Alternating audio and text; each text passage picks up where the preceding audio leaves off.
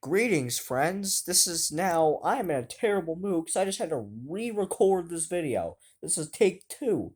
I had the first 3 minutes and 50 seconds or whatever, and then I got a phone call, not knowing that on this new phone I have, that once you end the call, it would keep recording, and I canceled the video. So, I have to redo everything. Um, I don't know. It's just frustrating. Um, What a game last night, guys. Absolutely horrendous. Just absolutely pathetic. Um, it's the same stuff every week, which is why I haven't really been doing any preview videos, because there's really just no point. There's nothing to preview. It's the same stuff every single week. Um, but there's a lot I want to talk to you about in this video. I'm skipping through this intro really fast because I don't want to have to say everything I just said again. Um, but I want to talk about the game itself, some of the plays, some of the mistakes. I want to talk about our officials, our coaches. I want to talk about Howie Roseman because uh, Howie Roseman. uh, what else? I want to talk about the what is it? Oh yeah, I want to talk about some promises that were not kept and what some of the fans are saying that has really been pissing me off lately. Um, we'll start off with the game. Um, First off, refs were terrible right off the get go. Um, that fight between Slay and Metcalf, DK Metcalf should have been flagged first off. He's the one that started the whole mess. Then Slay gets back in his face and pushes back at him and whatnot, and they called the penalty on Slay, even though it was really Metcalf that started everything. Um, and Darius Slay was a whole nother story, but you know, listen, okay. Um, Besides the fact that the refs were terrible, we're not gonna talk about that. You cannot put this loss entirely on Darius Slay. You can't. You just simply can't. Okay? He's guarding one of the best receivers in the NFL right now, DK Metcalf. A dude who is built like a freak of nature, okay? Um, Slay even admitted, he's like, I didn't play my best game, I lost it on every 50-50 ball. I gotta, work on that. I did not play very good tonight. He manned up, he admitted that he didn't do good. And that's what I want in a defensive back. I don't want none of this Jalen Mills green hair cocky. Oh, why do I have to change my play? We're all done. We all need it. No, Slay's gonna admit when he didn't play his best, and that's why I love him. That's why he's probably my favorite player on this team right now. Um, yeah. So don't always say, oh, he's Nami 2.0, he sucks, he's ass, he's this, he's that. I don't want to hear it. Shut up. Okay? Jalen Ramsey gets burnt. Charles Woodson got burnt back in the day. Deion Sanders got beat. I'm pretty sure he did. Don't deny that fact. Uh, Stephon Gilmore, who is completely overrated in my opinion, he got murdered by Devontae Parker at the end of last season. Nobody mentioned that. Marcus Peters, who's just an absolute garbage corner now. He was great with Kansas City, and now he's just trash. Um, Darrell Revis got burnt at times. Guys, the fact of the matter is, this is just such a competitive league. Okay? Corners are gonna get beat sometimes, and that's the way it's gonna be. You know, it's not about if they get beat; it's when they get beat and how they handle it. Okay? Now if you're getting burnt all the time, then yes, you suck, and that's a problem. But if you give it your all and you're going up against some of the best, and they ruffle your feathers sometimes, and they rough you up, it's gonna happen, guys. It's just the way this league is. Um, what else do I want to talk about? Yes. Um, I find it funny how just a couple days before the game they're talking about Jalen Hurts is getting first team reps. He's gonna be practicing. He's gonna be on the field. Without Carson Wentz, working with all the first team guys, he's gonna be seeing the most play he's ever seen, probably the most snaps he's gonna get this season. And then it comes to game time. He gets 3 snaps in the first half. 3 snaps. One of which was botched because of a freaking penalty. A false start or something. Like, come on. This proves to be this every single week as time goes by, this pick proves to be even more stupider by the day. If that makes sense. I worded that terribly. Um I cannot talk for the life of me. Um you got guys like Jeremy Chin, who's defensive rookie of the year lock already, in my opinion. That kid is such a stud. I love Jeremy Chin.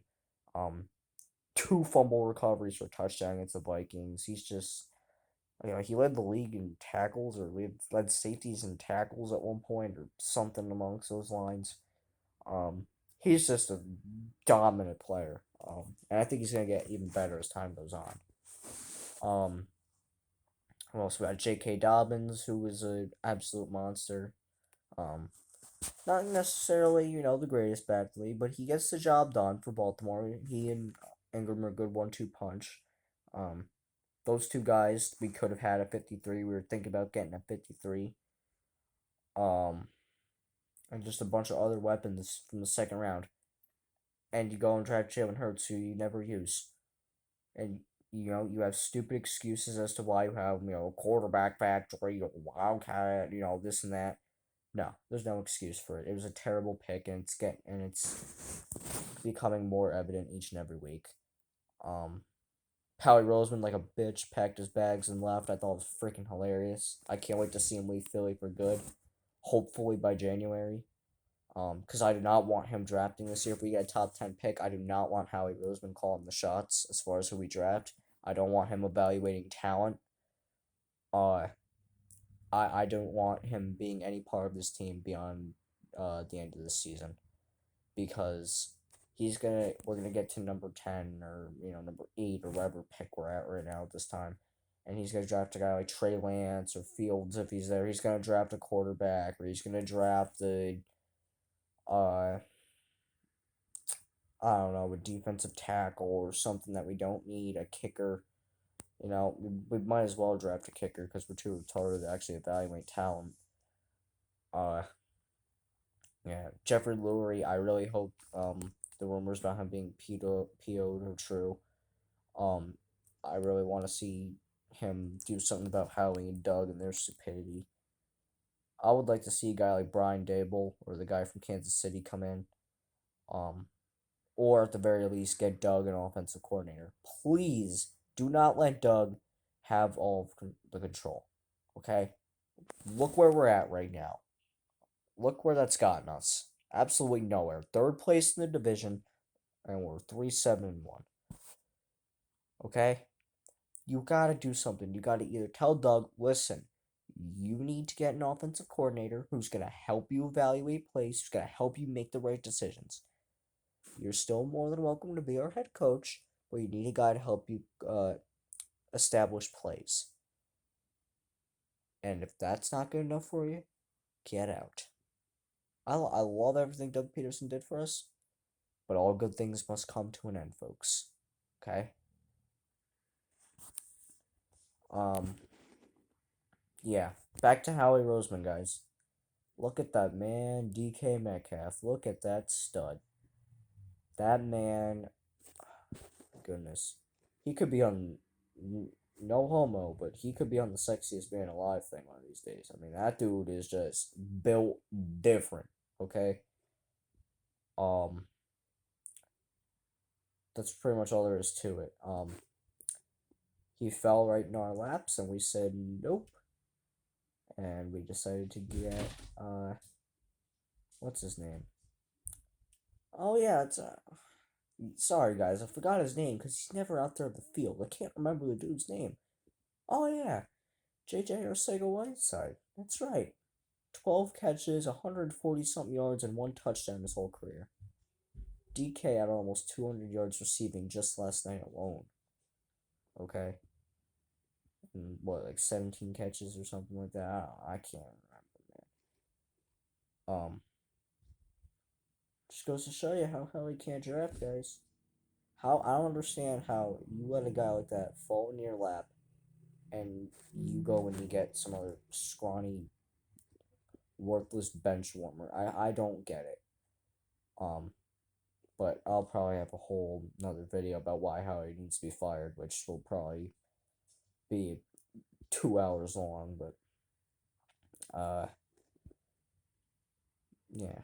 But we want to talk about promises being made. We want to talk about, you know, this team, creating all this unnecessary hype and, and nothing to show for it. And I'm so sick and tired of it. If you guys catch my drift.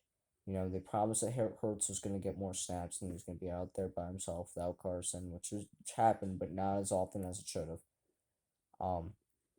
They drafted J.J. Arcega-Whiteside, and if you take him over DK Metcalf, he better be a superstar, and he is not a superstar. You drafted Jalen Hurts in the second round, and he's still not proven why it's a good pick yet.